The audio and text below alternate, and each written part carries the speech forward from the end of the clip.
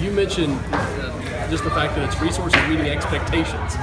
Man, when you look at everything that's in the blueprint and the videos, and Coach talks about it, just how big of a meeting is this? Is this resources maybe even exceeding expectations? I don't know. I think that in our league, you've got an awful lot of really good ballparks, and so we want to be in the neighborhood. We don't necessarily have to be the best house in the neighborhood. We've got to be in the neighborhood, and we've got to be able to have a conversation. When we bring recruits on our campus, and we want to try and talk about college baseball at a high level, we've got to have a facility that emulates that a little bit. And so our goal at the end of the day is clearly Omaha. I've had an opportunity to go there a couple different times as an administrator. I've had a couple times I was on the baseball committee, and it is a special place for those that love college baseball. It is a really cool deal. We've had our women's softball team go to the College World Series in Oklahoma City. So those are really cool venues. And for us to be a participant in that would really be special. So we've got to do something to have, hopefully, again, resource this thing where it meets some of our hopes and our dreams and our expectations. You talked about the process, getting here to this stadium being the best. What was kind of the farthest you felt, recently? I'm sorry? The low point, not necessarily the low point, like just the challenges getting to here. I think, we've, as we've gone through several master plans of the university, just trying to figure out what is the right place for Kentucky Baseball Stadium. And there was times we thought it just needed to stay where it was, and then with the change of the residential life on campus, there was a movement and a shift of where and how students were living. And so it really caused us to stop and think twice about sort of where we put it, trying to create a better recreational spot for students that were living on campus.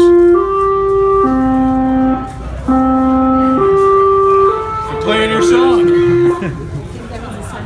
Good. But we're trying to find a place on campus that made sense. And as we created this, I would call it a little bit of an athletics village out here. This made good sense, and it created other opportunities for the university to do things for students on campus, whether it's recreational, whether that's parking, or whether it's just green space. So those things fit the blueprint of the university pretty well. Mitch, in any university setting, there's always this tension between the academic side and the athletic side. Mm-hmm. And yet, in your tenure as athletic director, there seems to be this equilibrium. There's growth and expansion in academics. There's groundbreaking in athletics.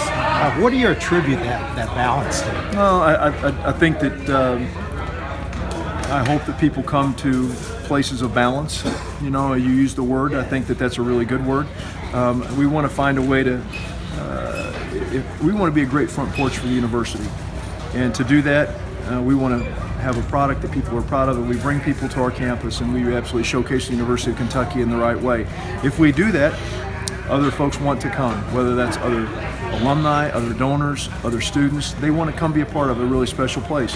Dr. Todd, who preceded Dr. Capilouto as president of this university, hired me, and that was his vision for this place for Kentucky. Dr. Capilouto has taken it, and he's come on infrastructure of this place and has really, really allowed us to have a transformed university setting. The combination of that brings really quality students here. It helps us in recruiting. The miss for so many people is that they feel like one has to succeed at the expense of the other, and it doesn't. If we have a really quality academic program here, we have an ability to bring students here that are also really, really good athletes that we are now competing with other places of high academic achievers at other institutions. And so we've increased the academic profile of this institution, and it's allowed us to increase the recruiting profile for student athletes at this place as well. Those two things go hand in hand. Likewise, we want to be a great front porch, so when people come here, they say, man, this is an exciting, vibrant, energy place to come, and it's a successful place and people that believe in winning and championship level performance in every facet. Mitch, you were in the SEC for quite a while before you left for Oregon, and of course you've been here for a little while. But in the past, baseball was really growing, and since you've been at Kentucky, a lot of facilities have grown up in the league. How frustrating was it for you to see that happening? And I know you've tried to get this thing off the ground for a while. Yeah, it's been a wait. Patience has been. People know me. I'm such a patient person, so I say that with great jest. Not a lot of patience in what I like, but would I've liked it to happen faster? Yes. But at the end of the day, being patient probably gets us to the best spot.